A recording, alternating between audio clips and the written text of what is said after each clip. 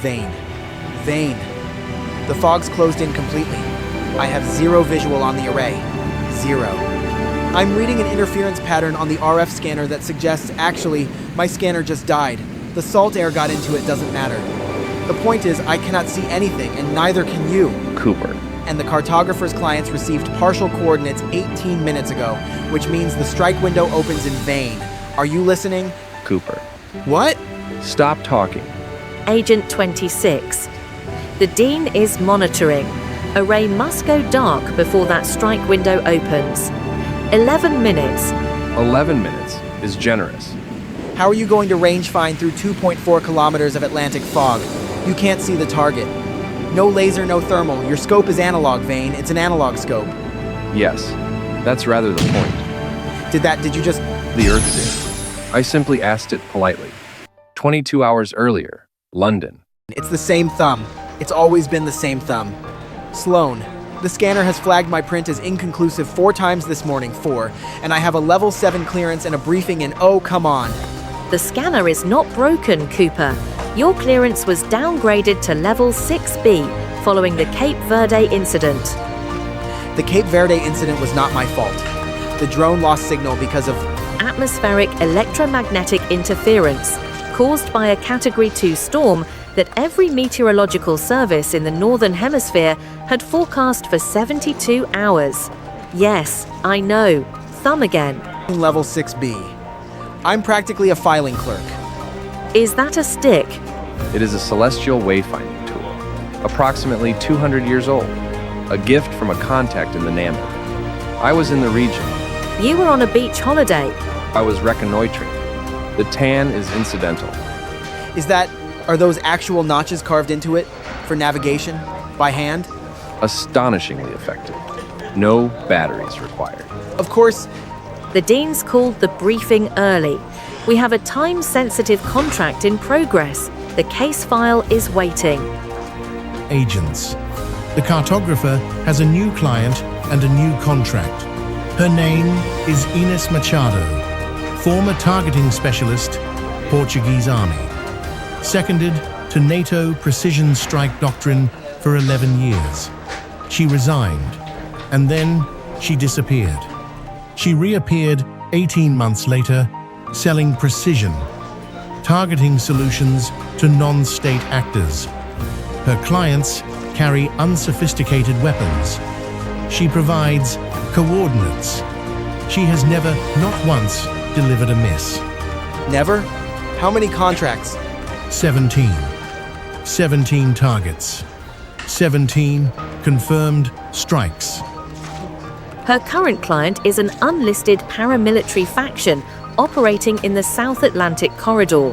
The target is a civilian infrastructure node, specifically a water desalination array serving 40,000 people on the Namibian coast.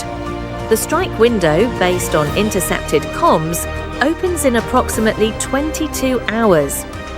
Where is Machado transmitting from? That's the problem, the Skeleton Coast. She's established a mobile transmission array, a portable targeting system here. On a coastal gravel plain, 2.4 kilometers inland from the surf break, inside one of the Benguela Current's persistent coastal fog zones. 2.4 kilometers. In fog. My RF disruptor has a range of... Actually, the firmware update last week may have extended it. Let me check. She chose this location deliberately. She always does. The fog makes visual acquisition impossible. Standard engagement doctrine requires line-of-sight confirmation at that range. Without it, no authorized strike. She knows this. She's not hiding from our eyes. She's hiding from our geometry. What's the latitude? Low 20s south. Skeleton Coast National Park boundary. Okay, so I'm running a threat matrix, and the optimal solution is the battery was at 40% this morning. I don't understand. The Dean has authorized field action. No kinetic air assets. The fog zone makes targeting impossible, and collateral risk is unacceptable. It's ground approach only. Your kit is being prepared. Standard long-range ballistic correction tables are in the case. Leave the correction tables. All of them? All of them. I'll want a topographic chart of the coast. paper, and the latitude confirmed to 4 decimal places. The world is watching a woman who has never missed. Don't give her the satisfaction, Vane. Physics is not in the habit of doing anyone favors, Dean, including her. 17 hours later, the Skeleton Coast, Namibia, approach from the south. For the record, I want it on the record, this vehicle has no GPS, no collision avoidance, no traction assist, and I believe the speedometer is also broken. The speedometer works. We are doing 187 kilometers per hour across a gravel plain in the dark. That's actually worse. That's a worse answer than if it were broken. I can't see anything. This is actual zero visibility. Vane, I genuinely cannot see my hand in front of my... Cooper, prep the inflatable. We may need a rapid coastal extraction. Right, yes. Vane, you genuinely cannot see 2.4 kilometers through this fog. How are you going to range find? How are you going to locate the array at all? Conduit bearing to the array's last confirmed RF signature from our current position. Grid reference 27 alpha. Bearing 031 degrees from your position. Distance 2,382 meters. Current latitude 22.6114 degrees south. Good. I know exactly where it is. How? And I listened. Cooper, stay on comms. Alert Sloan when I'm set. Status.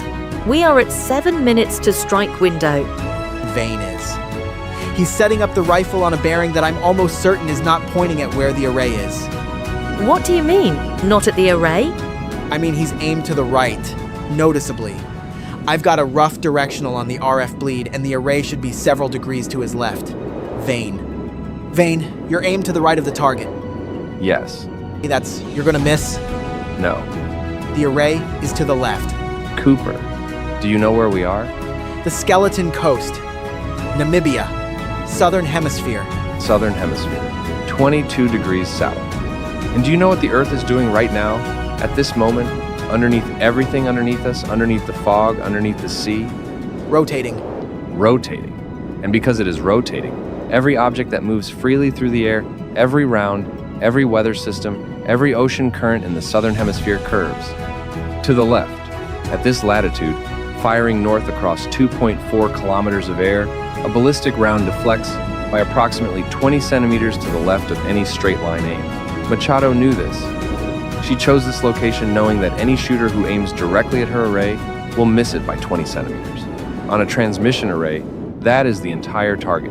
Her geometry is perfect. She simply forgot one thing. What did she forget? That a problem you understand is no longer a problem. 3 minutes. Conduit. Wind. Wind correction 0.4 degrees left. Crosswind 6 knots. Confirm when ready. Confirmed. Oh, Ray is dark. RF signature gone. The strike window is open, and her clients have nothing. Incomplete coordinates. The strike cannot proceed. Confirmed. Array is down. Well done, 26. Extremely well done. The Earth did the geometry. I simply trusted it. you aimed the wrong way, deliberately, and it worked. It was never the wrong way, Cooper. It was the only way. Bring the boat around. The fog won't lift before dawn, and I have no desire to spend the night on the Costa da Morte. Can I ask, how long did you know about the Coriolis? About her location selection? When Sloan read out the latitude, low 20s south. At that latitude, across that distance, the deviation becomes operationally significant. Every standard correction table we carry is designed to remove the Coriolis variable to eliminate it. She counted on us eliminating it. And you kept it. I kept it. She was a remarkable targeting specialist. She understood physics better than almost anyone I've encountered in the field. She simply forgot that understanding a natural force and exploiting it are not the same thing. My wearable would have auto-corrected for Coriolis. Every system I carry does. It would have given me a perfect firing solution aimed directly at the array. I would have missed by 20 centimeters. Yes, That's deeply uncomfortable. most true things are. Before you get comfortable on your boat, gentlemen, the Dean has flagged an emerging situation. Munich. something to do with a patent dispute, a particle accelerator, and what may or may not be a thermobaric device. I say may or may not. The Dean says definitely. A particle accelerator. Munich is lovely in the autumn. You leave in 3 hours. I'll have the case file ready. And Vane, the stick you left on my desk. It's actually rather beautiful. It works, Sloan. In fog or clear air, day or night. Don't push it. The Earth rotates. One full revolution every 24 hours. That rotation creates an apparent deflection in everything that moves freely through air or water. It's called the Coriolis effect, named for the French engineer and mathematician Gaspard Gustave de Coriolis. In the northern hemisphere, moving objects curve to the right. In the southern hemisphere, they curve to the left. At close ranges across a street, across a room, the deflection is so small it is meaningless. But as distance increases, the effect accumulates. At 2,400 meters in the southern hemisphere, firing on a northward bearing, a ballistic round curves approximately 20 centimeters to the left, the precise amount depending on latitude, firing direction, projectile velocity, and time of flight. The effect is greatest firing north or south, and is minimized when firing due east or west. Military targeting systems correct for this automatically. Standard ballistic tables eliminate the variable. Every piece of modern equipment Inés Machado expected us to carry would have removed the Coriolis effect from our firing solution and aimed us, precisely and correctly, 20 centimeters wide of her array. 20 centimeters, the width of the target. She had engineered a location where perfect aim meant a guaranteed miss. The solution was not to aim more precisely. The solution was to understand what the Earth was already doing and allow it to do it. Aim deliberately at empty air to the right. Let the planet curve the round home. The Coriolis effect is not an error in the system. It is the system.